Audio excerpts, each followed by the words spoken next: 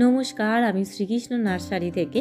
তো আমরা যারা বাগান করি, বাগান ফুল ফল সবই করি, আর কিছু অর্গানিক উপায়ে অবশ্যই ছাদ বাগানে হোক বা এমনি বাগানে হোক ফলের সবজি তো করতেই হবে। আর সেটা খুব সহজ উপায় কিভাবে আমরা সবজি করব, তার মধ্যে উচ্ছে বা করলা, যেটা আমাদের খাদ্য তালিকায় রেগুলার রোজ থাকা ভীষণভাবে জরুরি।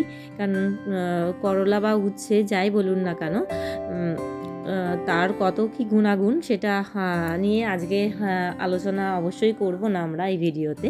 তো কীভাবে তার উৎপাদন করব, লাগাবো, গাছ লাগাবো, আর পরিচর্যা কী সেটা নিয়েই আজকে ডিটেলস ভিডিও। আর ভিডিওটা যদি ভালো লাগে তাহলে অবশ্যই চ্যানেলটি সাবস্ক্রাইব করে দেবেন যারা এখনও সাবস্ক্রাইব করেননি, আর পাশের যে বেল আইকনটি রয়েছে সেটি অবশ্যই প্রেস করে দেবেন, তাহলে যে নিত্য নতুন যে ভিডিও আমি ছাড়তে থাকি তো সবার আগে আপডেট আপনাদের কাছে চলে যাবে। তো চলুন শুরু করি। তো করলা বা উচ্ছে চাষ করার জন্য, চাষি বলছি কারণ আমরা সত্যিই চাষি হয়ে উঠেছি, আমরা যারা বাগান করি আর বলবো না, আজকে সত্যিই আমরা গর্ব করে বলতে পারি আমরা প্রত্যেকটি মানুষ আজকে আমরা ছাদ বাগানে অর্গানিক উপায়ে চাষি হয়ে উঠতে চাই বা চাষি হয়ে উঠব, সেই নিয়েই আজকে আমাদের এই ভিডিও। আর আমরা এই পরিকল্পনা করেই এগোবো, আমাদের চারিদিক সবুজ গড়ে তুলতে হবে, কারণ সামনে প্রচুর গরম আসছে। সেই গরমকে আমাদের কাটিয়ে আমরা আবার সুস্থ সবল যাতে থাকতে পারি তার জন্য গাছ আমাদের লাগাতেই হবে। দেখুন, একটি ফলের ক্রেটে করেছি, আপনারা ফলের ক্রেটে করতে পারেন, সবজি চাষ খুবই ভালো হচ্ছে। একটি ফলের ক্রেটে, বড় যে ফলের ক্রেটগুলো হয় তাতে আমি 4টে লাগিয়েছি, আপনারা 6টাও লাগাতে পারেন। আর যে এটা করেছি, মাচাটা করেছি, সেটা এ স্ট্রাকচারে, তাতে ফলন অনেক বেশি ভালো হয়। তো এখন চাষের ক্ষেত্রেও অনেক নিত্য নতুন পদ্ধতি আসছে যাতে অল্প জায়গাতে আমরা বেশি ফলন করতে পারি। তো সেই দিয়ে পরে অন্য একটি ভিডিওতে আলোচনা করব। তো এই এ শেপের এটা করলে আপনারা দেখতে পাচ্ছেন, যদি করতে না পারেন কমেন্টে অবশ্যই জানাবেন, আমরা সেটা করে দেখিয়ে দেবো। আর আশা করি আপনারা এটা দেখে করে নিতে পারবেন, খুবই সহজ। পুরনো লাঠি বা বাঁশের কঞ্চি বা প্লাস্টিকের যে কলের পাইপগুলো হয় সেটা দিয়েও আপনারা করতে পারেন, খুবই ইজি জিনিসটা, দেখে নিন। আর করলা বা উচ্ছে চাষ করার জন্য যেখানে অন্তত কম করে 4 থেকে 5 ঘন্টা রোদ্দুর পায় সেরকম জায়গায় রাখতে হবে জায়গাটা।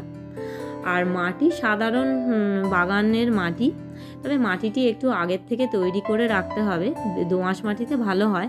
আর যাদের দোআঁশ মাটি পাবেন না তারা একটু এঁটেল মাটি, ধরুন তারা 10% একটু বালি মিশিয়ে নেবেন, আর তার সাথে 20% ভার্মি কম্পোস্ট দেবেন। আর তার সঙ্গে 25 থেকে 30 গ্রাম করে হাড় গুঁড়ো, শিংকুচি, নিমখোল, সর্ষের খোল, আর 10 গ্রাম মতন বা 2 চামচ, টেবিল চামচ নয়, টিস্পুন লাল পটাশ মিশিয়ে দিতে পারেন।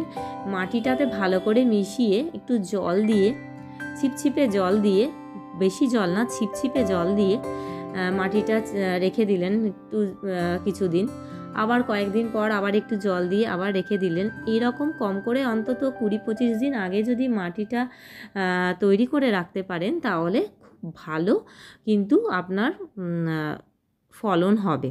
তো মাটিটা অবশ্যই আগে তৈরি করে রাখুন, না হলে সাথে সাথে সার দিয়ে ফলন খুব একটা ভালো হয় না, গাছেও নানান রকম প্রবলেম, রোগ গাছ নিতে পারে না, কারণ ছোটো চারা গাছ তো আমরা লাগাবো। তো যে কোনো চারা গাছের ক্ষেত্রে মাটিটা আগে তৈরি করে রাখাটা খুবই জরুরি। আর কি করতে হবে, এবার তো আমরা গাছ লাগিয়ে দিলাম, আমরা যেহেতু অর্গানিক উপায় করছি, আমরা বেশি পেস্টিসাইড এইগুলো আমরা ইউজ করব না। আর তো সেক্ষেত্রে আরেকটি কথা, যারা আমরা হাড় গুঁড়ো বা শিঙের কুচি ব্যবহার করব না, তা সেই ক্ষেত্রে একটু ওই 2 চামচ মতন, মানে একটি ফলের ক্রেটের হিসাবে এটা বলছি আমি, সিঙ্গেল সুপার ফসফেট আমরা দিয়ে দেবো। যারা হাড় গুঁড়ো বা শিংকুচি ব্যবহার করব না, অনেকেই তো করেন না, তো সেই ক্ষেত্রে এটা আমরা দিয়ে দিতে পারি সিঙ্গেল সুপার ফসফেট।